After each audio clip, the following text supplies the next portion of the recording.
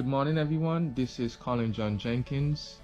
I'm following up with the second PSA as promised in relation to development, building, construction, things you need to know as prospective homeowners or investors, entrepreneurs, etc.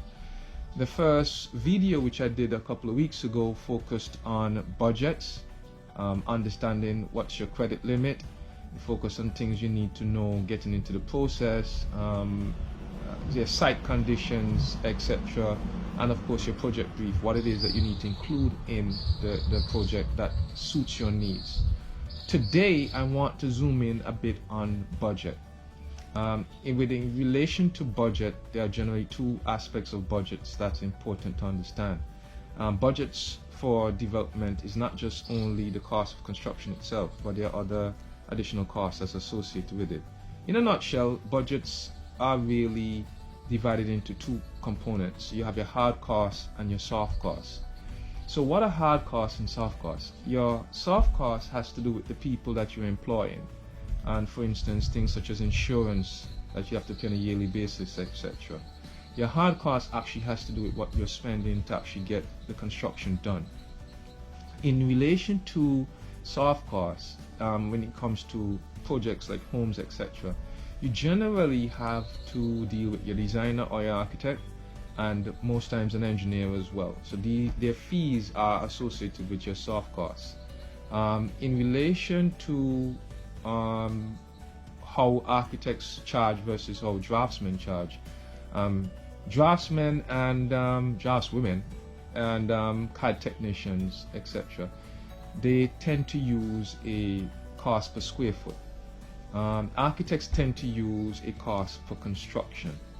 The difference is, with the profession of architecture, we tend to include a lot of administration within our services. So it's not just the drawings, we do a lot of administration. So for instance, we would include a fee to supervise the work throughout the entire process of the construction, and chair meetings, provide feedback, etc., provide more details, and so on.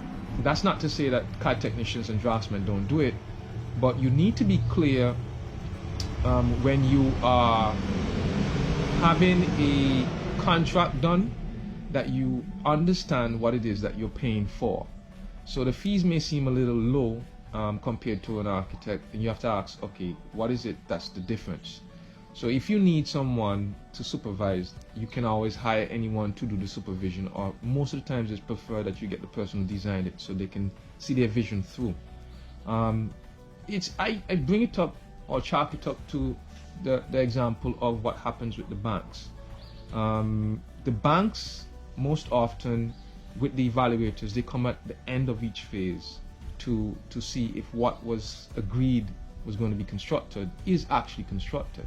But what happens between the period between those checks? And that's really important. So you want to have somebody on site continually monitoring the process, providing feedback, having meetings, etc., solving problems, because there will be changes from time to time. So those are included in your soft costs. I like to equate it to, imagine if the construction is, let's say, 7 months, and the design, DC, etc. is like 3 months. It's almost as if you're hiring an agent to be your eyes and ears to get everything done and report back to you over a period of 10 months. So that's where the sum of the cost tends to look high, but when you break it out over the period, you realize that you're actually paying someone to be your eyes and ears during the entire period from design and construction. So that's in your soft costs. Now if you have engineers and other persons that have to come in and check and verify things, of course you'd have to look at the compensation costs for them. So that's generally your soft costs. On your hard costs, you have the actual cost of the construction that you generally pay a contractor. The estimates are very important here. Why sometimes people would have issues is because the amount of information that the contractor gets to price is crucial in all of this. And I say this because you can have a floor plan done with not much information, and so the contractor is duty bound to use his discretion, and he's going to look at how to bring it in at the best possible cost.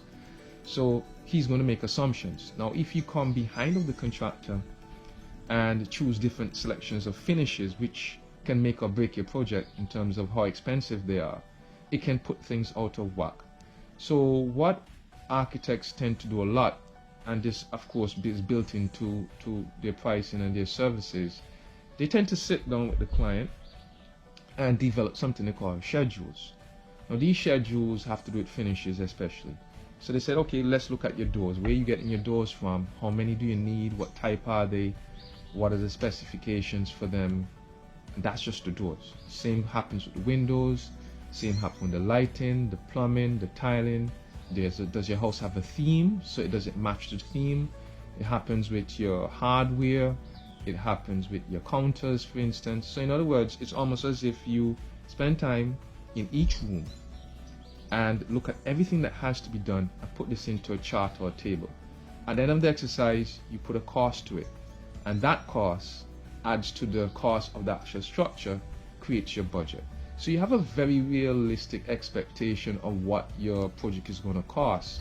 What we tend to do at CJC plus Associates, we like to do the design, make sure we get all of our client input, make sure we look at the fixtures and the finishes, and then we price it out before we go to the bank, after we've had our credit limit, of course.